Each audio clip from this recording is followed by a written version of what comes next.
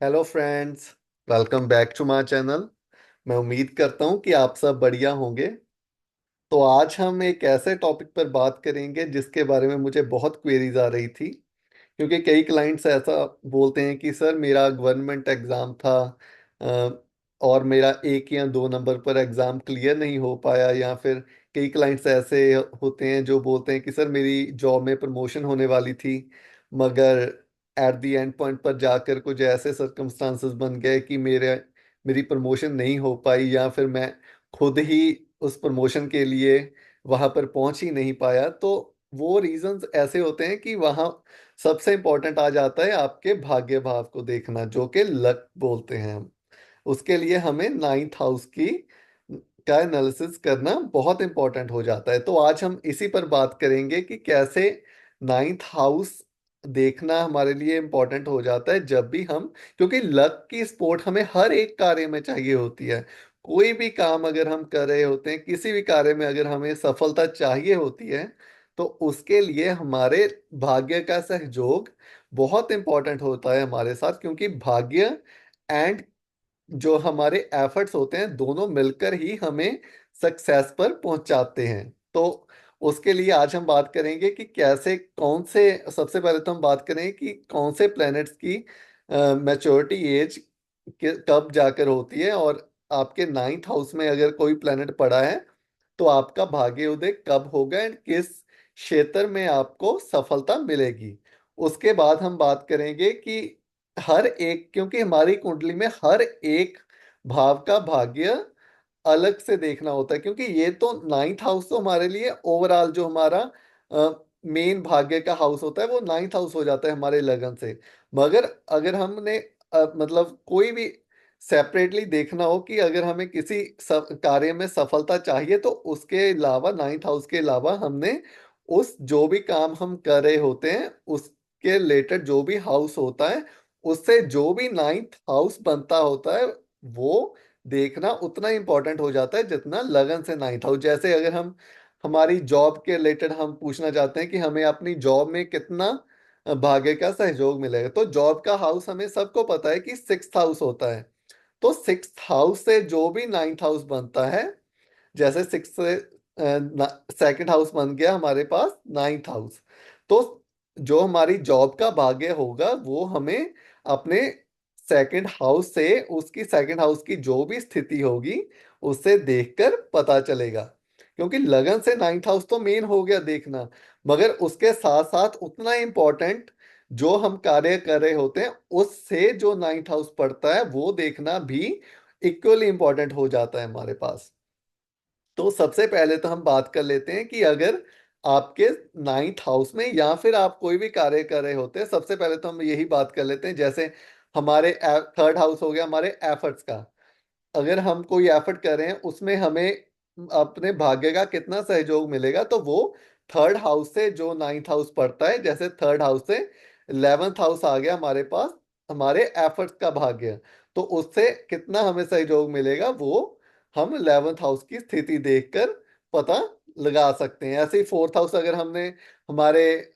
जो भी हम प्रॉपर्टी से रिलेटेड कोई कार्य कर रहे होते हैं, या फिर हमारे जो मदर का भाग्य हमने देखना हो, वो फोर्थ हाउस से जो नाइन्थ हाउस होगा उससे पता चलेगा। ऐसे ही फिफ्थ हाउस अगर हम ग्रेजुएशन कर रहे हैं, स्टडी कर रहे हैं, तो उसमें हमें भाग्य का कितना सहयोग मिलेगा, वो हम फिफ्थ हाउस से, सिक्स्थ हाउस जॉब से, सेवन्थ हाउस अगर हम बिजनेस कर रहे हैं, ऐसे ही एवरी घर घर से हम उसके भाग्य का एनालिसिस कर सकते हैं। टेंथ हाउस हमारे ओवरऑल करियर का हाउस हो गया, उससे टेंथ हाउस से जो नाइन्थ हाउस पड़ता है वो सिक्स्थ हाउस आ गया, इसलिए सिक्स्थ हाउस की स्थिति देखनी भी उतनी ही इंपॉर्टेंट हो जाती है। तो ये तो हमने बात कर ली कि हर एक घर का भाग्य हम सेपरेटली उस घर से नाइन्थ हाउस जो आता है उससे देखकर पता लगा सकते हैं। मगर उससे पहले हमने नाइन्थ हाउस का एनालिसिस सबसे पहले देखना होता है। तो अब हम बात कर लेते हैं कि अगर आपके हमने लॉर्ड को नहीं देखना, लॉर्ड को सिर्फ तब देखना है जब हमारे नाइन्थ हाउस में कोई प्लेनेट ना पड़ा हो। अगर आपके नाइन्थ हाउस में कोई प्लेनेट पड़ा है तो आपने सबसे पहले उस प्लेनेट को देखना है कि उसकी मैच्योरिटी एज कौन सी होती है। तो उस एज के बाद आपको अपने भाग्य का सहयोग मिलना स्टार्ट हो जाता है। अगर एक से बढ़कर दो, दो या तीन या कितने भी प्लेनेट पड़े हो, तो जो भी प्लेनेट की सबसे पहले या सबसे कम एज में मैच्योरिटी एज होगी, तो वो आपने उस प्लेनेट को देखना है, ना कि जिस प्लेनेट की सबसे बाद जाकर। इसलिए मैंने ये सीक्वेंस में ही लिखे हैं कि सबसे पहले किस प्लेनेट की होती है वो जुपिटर होता है, एंड सबसे एंड पर जाकर केतु प्लेनेट, जो सबसे लेट जाकर मैच्योरिटी एज होती है, वो केतु की होती है। तो सबसे पहले हम बात कर लेते हैं कि अगर आपके नाइन्थ हाउस में जुपिटर प्लेनेट पड़ा है, या नाइन्थ हाउस का लॉर्ड जुपिटर बन रहा है, अगर नाइन्थ हाउस में कोई प्लेनेट नहीं पड़ा, तो आपने नाइन्थ हाउस के लॉर्ड की मैच्योरिटी एज चेक करनी है। अदरवाइज जो प्लेनेट पड़ा है वो ही आपके लिए सबसे पहले इंपॉर्टेंट हो जाता है। तो अब हम बात कर लेते हैं कि जुपिटर प्लैनेट की जो मैच्योरिटी एज होती है वो कितनी होती है। सबसे पहले जुपिटर प्लैनेट मैच्योर होता है, तो इसकी मैच्योरिटी एज होती है 16th ईयर। जो भी आपके एज, जब भी आप 16th 16 साल के होंगे आप, तो तब आपका भाग्य आपका साथ देना स्टार्ट कर देगा, अगर आपके नाइन्थ हाउस में जुपिटर प्लैनेट पड़ा है तो। अगर नहीं पड़ा, या फिर आपके नाइन्थ हाउस में जुपिटर की राशि जो कि 9 नंबर होती है, या फिर 12 नंबर राशि होती है, वो आपके नाइन्थ हाउस में लिखी हुई है, तो भी आपका जुपिटर प्लेनेट आपके भाग्य का स्वामी बनता है। तो आपका भाग्य जो उदय होगा वो नाइन्थ हाउस, सॉरी, 16 साल के बाद आपका भाग्य उदय होना स्टार्ट हो जाएगा। आपको अपने लक की सपोर्ट 16 साल के बाद मिलनी शुरू हो जाएगी, जो कि सबसे पहले मैच्योर होता है वो जुपिटर प्लेनेट है। इसके बाद आ जाते हैं हमारे पास सन प्लेनेट। सन की जो मैच्योरिटी एज होती है वो 21st ईयर होता है। जब आप 21 साल के हो जाओगे, तो सन आपको आपके भाग्य का सहयोग आपको मिलना स्टार्ट हो जाएगा सन से। तो इसलिए आपने देखना है कि अगर सन आपके नाइन्थ हाउस में पड़ा है, तो आपने आपकी 21 साल के बाद आपका भाग्य उदय हो जाएगा। इसी तरह से अगर मून पड़ा है, इसके बाद हम ये भी बात करेंगे कि अगर ये प्लेनेट आपके नाइन्थ हाउस में है, तो आपको किस क्षेत्र में आपको भाग्य का सहयोग मिलेगा। क्योंकि अगर आप किसी और प्लेनेट के रिलेटेड कार्य कर रहे हो, मगर आपके नाइन्थ हाउस में प्लेनेट कोई और पड़ा है जो उस क्षेत्र में आपको सपोर्ट नहीं कर रहा, तो आपको उसमें सफलता नहीं मिलेगी। इसलिए उस प्लेनेट के रिलेटेड जो भी कार्य होते हैं, आपको वो करने अनिवार्य हो जाते हैं, ना कि किसी और प्लेनेट के रिलेटेड। अगर आप किसी एंटी प्लेनेट के रिलेटेड कार्य कर रहे हो, तो उसमें आपको सफलता नहीं मिलेगी। इसी तरह से मून की जो मैच्योरिटी एज होती है वो 24 साल होती है। एंड वीनस की जो होती है, अगर वीनस पड़ा है, या वीनस इस घर का आपके स्वामी बन रहा है, 2 नंबर साइन या 7 नंबर साइन यहाँ पर लिखा है, तो वीनस आपके भाग्य का स्वामी बनता है। तो वीनस की जो मैच्योरिटी एज होती है वो आ जाती है 25 साल। एंड मार्स की आ जाती है 28। जो मरकुरी होता है उसकी 32 होती है। एंड सैटर्न जो होता है, इसकी मैच्योरिटी एज आ जाती है हमारे पास 36 ईयर। एंड राहु की होती है 42। एंड केतु की जो सबसे लेट मैच्योर होता है वो 48 ईयर आ जाती है हमारे पास। तो अगर यहाँ पर आपके इन प्लैनेट्स में से कोई भी प्लैनेट नहीं पड़ा, तो आपने इस घर का जो भी स्वामी बनता है, हमने पहली बात की हुई है कि कौन सी राशि का कौन स्वामी होता है, कौन सा प्लैनेट उस राशि का लॉर्ड होता है, तो वो आपके नाइन्थ हाउस का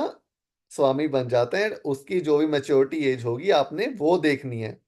अब हम बात कर लेते हैं कि अगर आपके नाइन्थ हाउस में कोई भी प्लेनेट पड़ा है, या फिर उसका स्वामी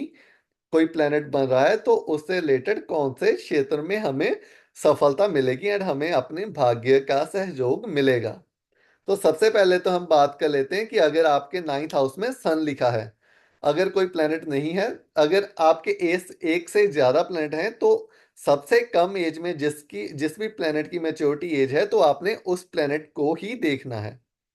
तो अगर सन लिखा है आपके, तो कोई भी काम जो आप सरकार से जुड़कर गवर्नमेंट जॉब्स होगी, जैसे पॉलिटिक्स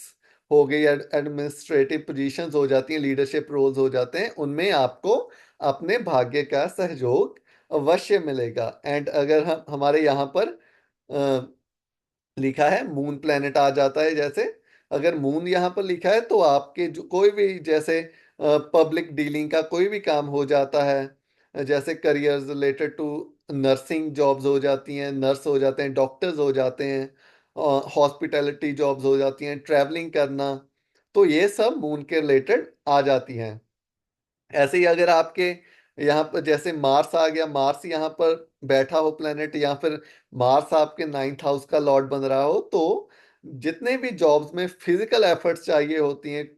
जो हमारी एनर्जी कंज्यूमिंग जॉब्स होती हैं, जैसे मिलिट्री जॉब्स हो गई, पुलिस की जॉब्स होगी, इंजीनियरिंग जॉब्स होगी, स्पोर्ट्स हो गए कोई भी, तो वो सब मार्स के रिलेटेड आ जाती हैं। अगर आप वो कार्य करोगे तो आपका 28 साल के बाद आपका भाग्य उदय हो जाएगा, एंड इस फील्ड्स में आपको अपने भाग्य का सहयोग अवश्य मिलेगा। ऐसे ही अगर मरकुरी प्लेनेट आ जाए,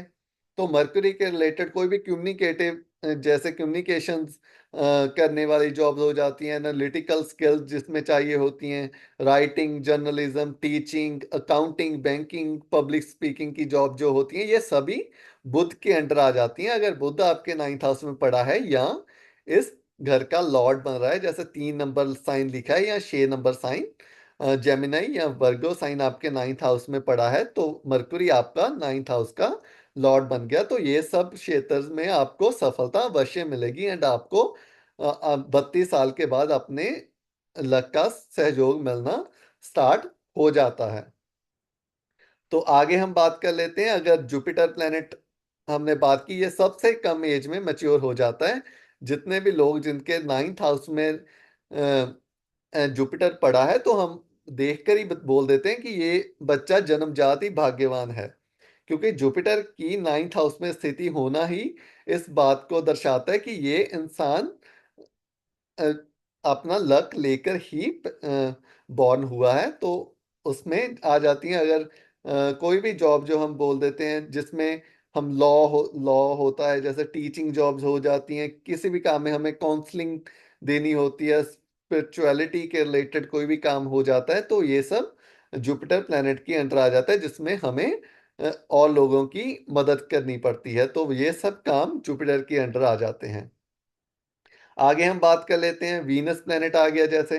वीनस के रिलेटेड कोई भी काम जिसमें क्रिएटिविटी चाहिए होती है, लग्जरी आ जाती है, जैसे हम fashion, beauty, art, music, entertainment, ये सब जॉब्स वीनस के अंडर आ जाती हैं। ये सब क्षेत्र जो भी करियर अगर हमने चूज करना हो, तो ये सब वीनस के अंडर आ जाते हैं, अगर वीनस आपके नाइन्थ हाउस में पड़ा है,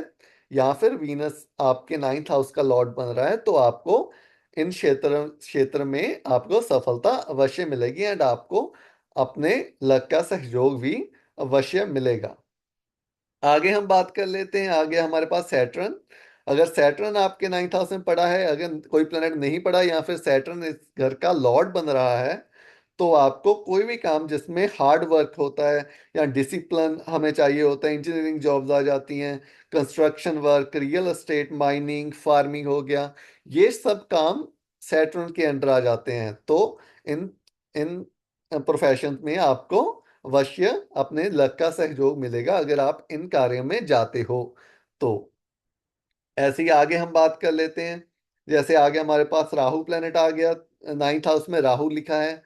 तो राहु आपके अगर नाइन्थ हाउस में पड़ा है, तो कोई भी काम जिसमें सिक्रेटिव एजेंसीज जैसे हो जाती हैं, उनमें जॉब्स करनी, हिडन इंफॉर्मेशन कलेक्ट करनी, ये सब टेक्नोलॉजी के related innovation, research, detective work जितने भी होते हैं, ये सब राहु के अंडर आ जाते हैं। अगर राहु आपके नाइन्थ हाउस में पड़ा है, तो आपको ये सब कार्य कर कर आपको अपने भाग्य का सहयोग अवश्य मिलेगा, तो आपको इन सब कार्यों में जाना चाहिए, ये सब प्रोफेशंस आपके लिए अनुकूल रहेंगे। तो इसी तरह से अगर केतु आ गया, जिसकी मैच्योरिटी है सबसे लेट जो मैच्योर होता है, तो केतु के रिलेटेड जो भी, जैसे जिसमें केतु एक ऐसा प्लेनेट है जिसको, मतलब जो इतना मटेरियलिस्टिक प्लेनेट नहीं है, इसको पैसे के साथ लेना देना नहीं है, तो जितने भी काम आ जाते हैं, जैसे स्पिरिचुअलिटी, ऑकल्ट हो गया, मिस्टिसिज्म, ऐसी जितनी भी जॉब्स हो जाती हैं, तो ये सब केतु के अंडर आ जाती हैं। तो आप अगर ये सब ऑकल्ट में चले जाते हो या फिर स्पिरिचुअलिटी में चले जाते हो, तो केतु आपको आपके भाग्य में आपको राइज अवश्य देगा, एंड आपका भाग्य सभी कार्यों में आपको मतलब सहयोग देना स्टार्ट कर देता है। तो केतु अगर आता है तो ये सब कार्य कर कर आप अपने लक का सहयोग ले सकते हो। तो ये तो हमने बात कर ली कि कौन कौन से प्लेनेट अगर आपके नाइन्थ हाउस में पड़े हैं तो आपको किस क्षेत्र में आपको जाना चाहिए एंड किस में आपको अपने फॉर्चून का सपोर्ट मिलेगा। अब हम बात कर लेते हैं कि अगर आपने जैसे हमने वीडियो के स्टार्टिंग में ही बात की है कि हर एक घर का भाग्य डिफरेंट से भी देखना हमें बहुत इंपॉर्टेंट हो जाता है जब हम किसी चार्ट का एनालिसिस कर रहे होते हैं। जैसे अगर आप कोई बिजनेस कर रहे हो तो फर्स्ट हाउस से नाइन्थ हाउस तो आपने देखना ही है कि कौन सा प्लेनेट पड़ा है नाइन्थ हाउस में एंड किस क्षेत्र में आपको सहयोग मिलेगा अपने भाग्य का। एंड उससे रिलेटेड आपने जॉब करनी है या फिर आपने बिजनेस करना है, ये आपने सिक्स्थ एंड सेवन्थ हाउस की स्थिति देख कर ही, क्योंकि अगर सिक्स्थ हाउस से नाइन्थ हाउस बहुत अच्छा पड़ा है तो आपको उस क्षेत्र में आपने जॉब करने से आपको सफलता मिलेगी। अगर आपके सिक्स्थ हाउस से नाइन्थ हाउस अच्छा नहीं पड़ा तो आपने ये देखना है कि आपका सेवन्थ हाउस से नाइन्थ हाउस की स्थिति क्या है। तो आपने अगर सेवन्थ हाउस से आपके भाग्य की स्थिति बहुत अच्छी पड़ी है, जैसे सेवन्थ से जो नाइन्थ हाउस बनता है वो थर्ड हाउस आ गया, तो अगर थर्ड हाउस में ओन साइन का प्लेनेट पड़ा है या एग्जॉल्टेड कोई प्लेनेट पड़ा है या इस घर का स्वामी किसी अच्छी प्लेसमेंट में पड़ा है तो आपको उस क्षेत्र में बिजनेस करने से ही आपको सफलता मिलेगी। तो इस तरह से हम अपने कुंडली का एनालिसिस कर सकते हैं कि आपको कैसे अपने कार्य में सफलता मिलेगी एंड किस फील्ड में जाकर आप अपने लक का सहयोग पा सकते हो। क्योंकि कभी कभी तो ऐसा होता है कि इंसान का पूरा जीवन निकल जाता है मगर वो बोलता है कि मुझे अपने लक की स्पोर्ट कभी नहीं मिली। उनको लक की स्पोर्ट इसीलिए नहीं मिलती क्योंकि उन्होंने अपने चार्ट के अकॉर्डिंग काम ही नहीं किया होता। तो इसलिए ये देखना बहुत इंपॉर्टेंट हो जाता है जब हम किसी चार्ट का एनालिसिस कर रहे होते हैं कि उस इंसान के लगन से नाइन्थ हाउस की स्थिति कैसी बन रही है एंड जो कार्य वो इंसान करना चाहता है उसमें उस घर उस घर से जो भी नाइन्थ हाउस पड़ता है उस घर की स्थिति कैसी है। तो इन दोनों चीजों का एनालिसिस करने के बाद हम किसी कंक्लूजन पर पहुंचते हैं कि आपको सहयोग अपने लक का इस क्षेत्र में मिलेगा या नहीं मिलेगा। अगर नहीं मिलेगा तो कौन से घर से नाइन्थ हाउस की स्थिति अच्छी बन रही है, तो वो एनालिसिस कर कर हम बता देते हैं कि इस फील्ड में अगर आप जाओगे तो आपको लक की सपोर्ट 100% से भी ज्यादा आपका लक आपको सपोर्ट करने लग जाएगा। एंड जो भी रेमेडीज होती हैं वो हम बता देते हैं कि उस घर से जो भी नाइन्थ हाउस पड़ता है उस प्लेनेट की स्थिति अगर अच्छी है एंड वो डिग्रिकली वीक प्लेनेट होकर बैठा है तो उस प्लेनेट के रिलेटेड जो भी उपाय होते हैं हम बता देते हैं एंड उसके बाद उस घर के रिलेटेड आपको अपने लक की सपोर्ट मिलनी स्टार्ट हो जाती है।